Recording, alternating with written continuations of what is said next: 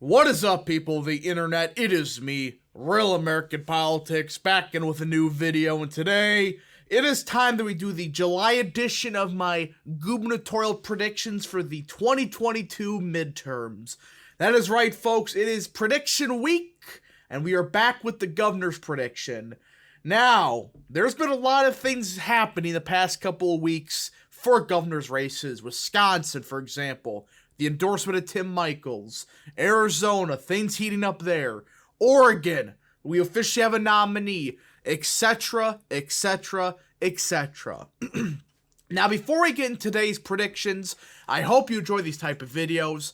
If you do, smash the like button down below, subscribe, share it to friends, hit that little bell, and yes, of course, go follow that mysterious Twitter account in the description down below. And, yeah. So let's get into it, folks, today. And, yeah, sorry about the folks that just had to do a quick cough.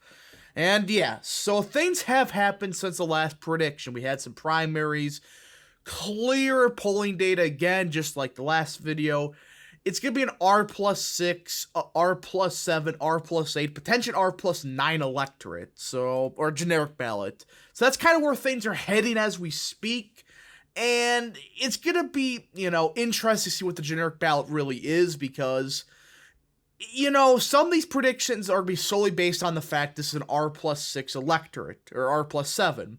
If it's R+10, you could probably flip a couple of these races. If it's R+5, you could probably flip a couple of these races.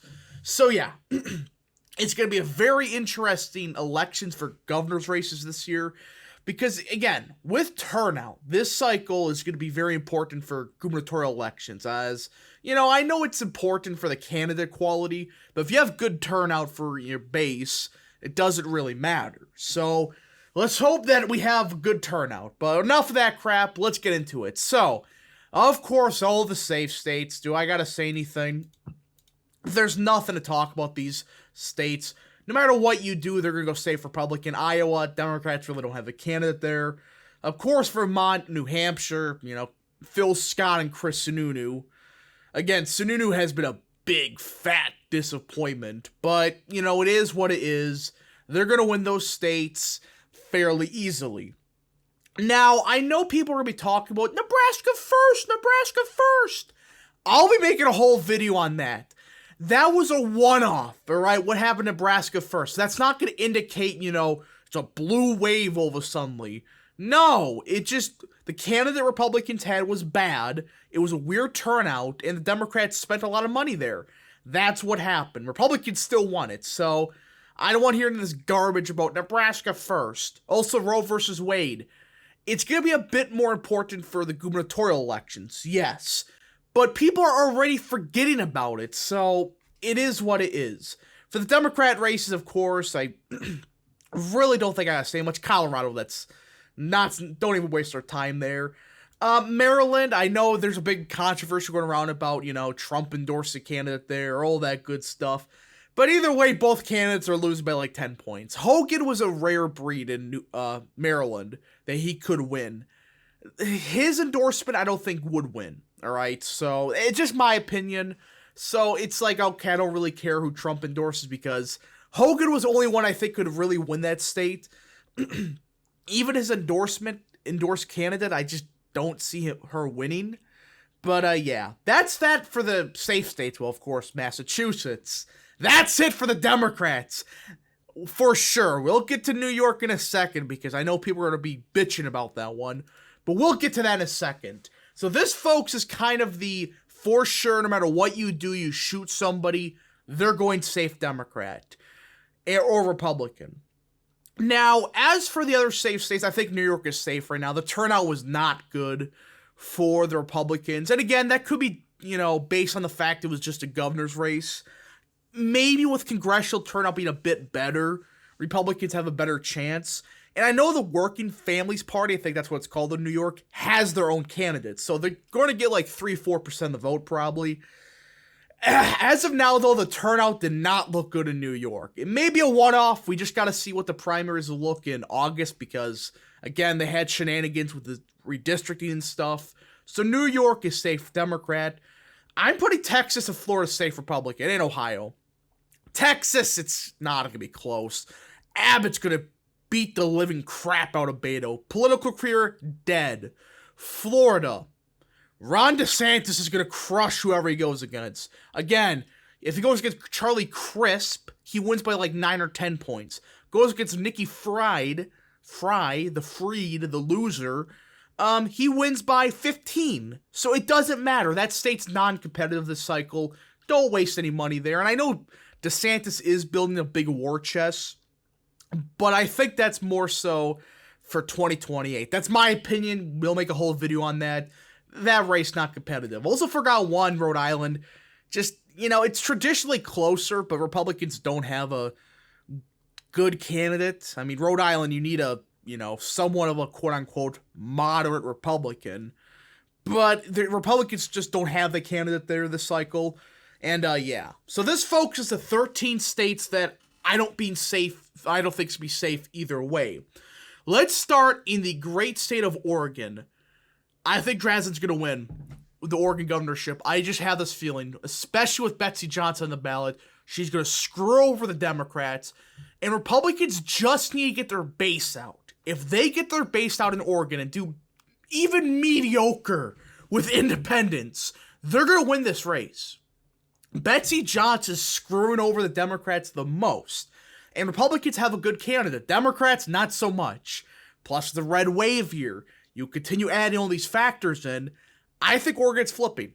I think it is. I know that may sound crazy. That's as of now. Could things change a couple months? Absolutely. But this is based on what we know now. And from what I'm seeing, Betsy Johnson taking 10-15% of the vote at minimum. If that's the case, Democrats are not going to win that race. If she gets only 5%, Democrats probably win. But we just got to see what happens with Johnson. We got to see the polling. But from what I'm seeing, I think Drazen wins. That's my opinion. Nevada. Honestly, it's going to be closer than I expected. Lombardo's not running the best of campaigns. He's going to get bailed out because Adam Laxalt's a great candidate. That's what's going to happen. And he'll do a bit better than Laxalt in Las Vegas. But outside of that, he did not look good in the primary in the more Trumpy part of the state. The more diehard, Trumpy voter. Joey Gilbert did good with them, but it is what it is. Nevada, in my opinion, will flip because Sisolak is a garbage governor, and Nevada is pissed off. Plus, the DSA took over the Democrats. Made a whole video on that. Go watch it. But yeah, Nevada, in my opinion, till Republican, because Democrats, their governor there is not good. Not good at all. Now, Arizona. This deserves its own video again. I cannot believe we're still talking about this. Look, you could say what you want about what Kari Lake said on Fox. I'm neutral on it. I'm not going to say anything about it, but that's not going to kill her campaign or anything crazy like that. Plus, the latest debate, I think that kind of sealed it. Lake's going to be the nominee, and whoever was the nominee, they're going to beat Hobbs. Hobbs is not a good candidate. I mean, she won on a fluke in 2018. Whoopee freaking do. So Arizona, in my opinion, is Lenar. I mean, Lake is a good candidate. And I just think that, the Fox stuff's not going to hurt her. I think that's just, a nothing burger, like most things. But yeah, in my opinion, Arizona is Lenar. Democrats just picked the wrong candidate, especially in a red wave here. Why you pick Hobbs? Those type of candidates get crushed in Arizona. And she only won in 2018 because she ran against a freaking nobody. So yeah, that's that for Arizona, Lenar. Now, New Mexico. Again, this is based on now, all right? And this is if Republicans don't do anything stupid like amnesty. I am saying right now, Ron Chetty is going to win that race. He's going to win it as of now. His fundraising numbers, phenomenal. Polling numbers, looking solid. And while the Democrat has a lot of scandals, plus it's a red wave year, in a state that's, I think, is going to start trending Republican. You add all these factors, I think Ron Chetty is going to win this race as of now. Again, it could 100% change. 100% can.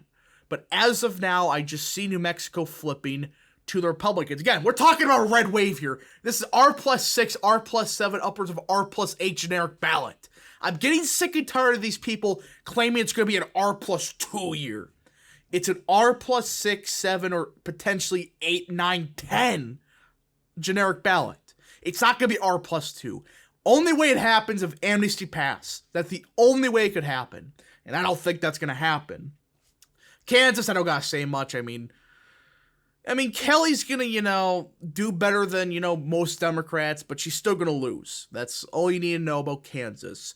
Now, Georgia. I want the Secretary of State to lose. I want Raffensperger to lose. I don't care, really. But for the governorship, I hate to admit this, I want Kemp to win. Look, I've looked more into him. He's been better as of late. Though he still is a disappointment. I do still think he wins, though. You're going to get Stacey Abrams the red wave here. If you lose this race, you deserve every freaking criticism that's coming your way. Do not lose. But I don't think he is going to lose. I know the polling's claiming that he's doing 12 points better than Herschel Walker. That's bullshit. But either way, I do think Republicans win both those seats there. I don't care if Raffensperger loses or not. But Kemp, in my opinion, needs to win the race.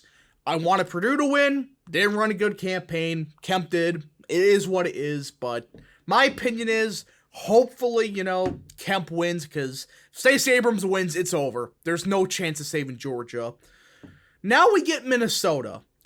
I'm just going to say this. Go look up what the Republicans in Minnesota just did. That's pure incompetence to its finest. And I think Democrats are going to win that race 5-6 points. And Minnesota GOP's useless. Scott Jensen's a decent candidate, but you still need a competent statewide party, or halfway competent. You voted for a bill you didn't know what was in it? Really? Just go look up that whole story. It's complete nonsense how stupid some of these Republican parties are statewide. But Minnesota, boy, they may be the worst. Wisconsin, I don't care what Nate Silver says. Tony Evers is going to win. No. He's the most unpopular incumbent governor up for re-election this year.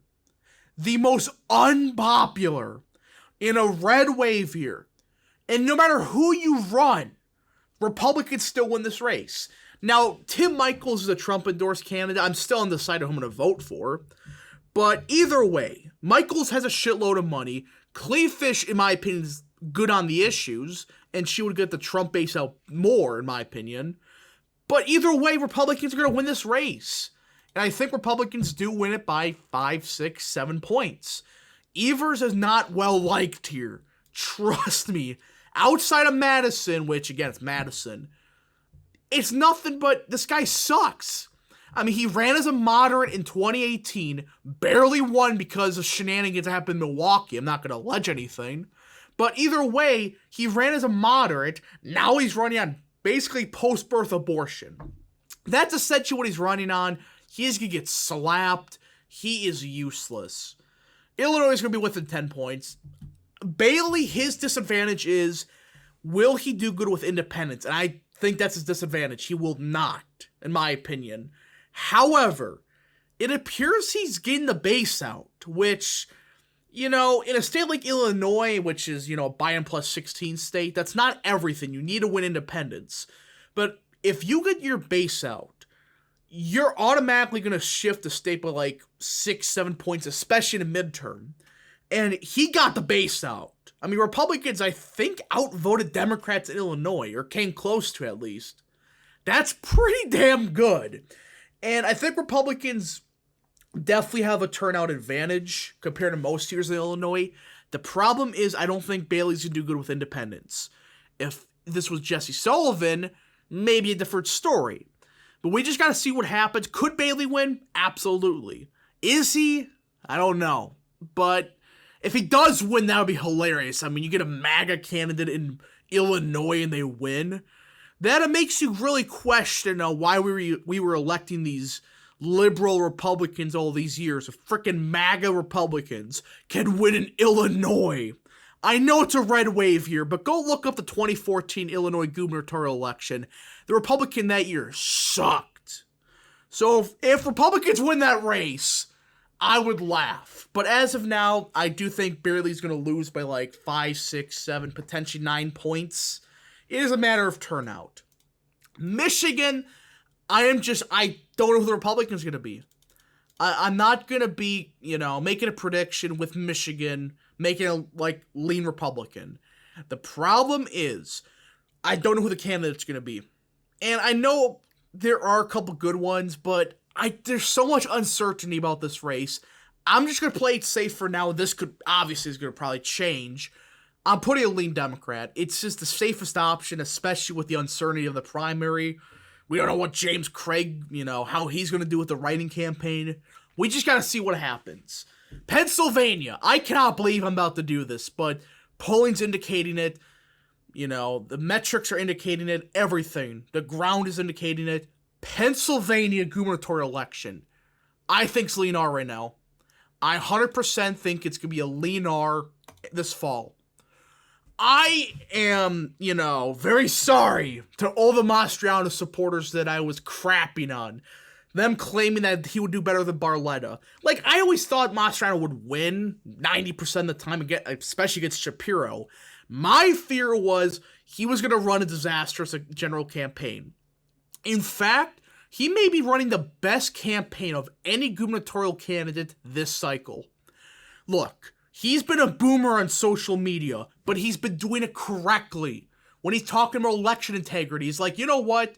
I am the candidate for voter ID. Josh Shapiro, he caused that mess in 2020. Not alleging the F word, I'm just saying that's what he's saying. He's focused on issues that matter. I mean, his statement on Roe versus Wade's perfect. He's like, yes, I am a pro-life candidate that we need to keep pushing back on this abortion cult. But at the same time, Pennsylvania is facing record high inflation. We need to solve that first. That's a perfect pivot. I don't know how I missed this. Honestly, I don't know how I did not see him as this good of a candidate. He truly is. So in my opinion, Pennsylvania is lean R. Connecticut. I am keeping going back and forth on this race. This is such a close one because of the fact Republicans have a good candidate. This is one of those states where the Roe versus Wade decision may actually screw over Stefanowski. And as of now, I have to say Republicans this is a tough one. This is such a tough race to predict. I'm going back and forth. I've been thinking about this all day. Is this a tilt R state? Is this tilt Democrat? What is it? This is just such a tough state to predict. Now, I know Roe versus Wade's out of the media site, but in a state like Connecticut, maybe it does hurt the Republican. Maybe.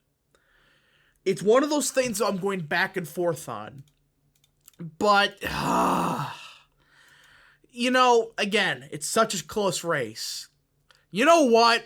I think especially with how good Stefanowski did in 2018, now we're in a red wave here. I give him the nod still, but I still want to see some polling data because, again, with Connecticut, I don't know. It could be a bit strange with Roe versus Wade. But again, it could be, lean R for all I know. But I'm going to give him the tilt R as of now. I'm just a bit uncertain with the Roe versus Wade stuff. So, yeah. Now, Maine. Again, I think Republicans do pull it. I think LePage pulls it off in the end. Again, he's been running a good campaign up there. And, the Democratic incumbent there is not well-liked. Mills, she is not well-liked up there at all. She has a low favorability rating, low approval rating, and some of the polling data has been indicating this is a much closer race than expected. And we all know how bad the polling was in Maine in 2020. People talk about bad polling. Look at Maine's second. They predicted Biden was going to win that seat by 10. Trump won it by 8. That's an 18-point miss. Susan Collins, I was the only one to say she was going to win. I wonder how that went. I was spot on about that. And the polling is indicating this is a closer race than usual. I think LePage is going to pull it off in the end. And this, folks, is my current gubernatorial prediction. Again, this is based on R+6, R+7, R+8 generic ballot. Could things change? Absolutely. But this is where I see it. Again, for a state like Michigan, I just have it like that because the uncertainty of the primary. I have no clue who's the nominee. I have no clue who's going to be. We just got to see and wait. But, Republicans could make a couple more flips. Michigan, I think, is possible, right? If Republicans pick the right candidate, they're going to win there, I think. Illinois, maybe. I don't know. I honestly have no clue about Illinois. But anyways, folks, I hope you enjoyed this video. If you did, smash the like button down below, subscribe, share with your friends, hit that little bell, and yes, of course, go follow that mysterious Twitter account in the description down below. And yeah, thank you so much for watching. We'll see you guys in the next video. Godspeed to all of you.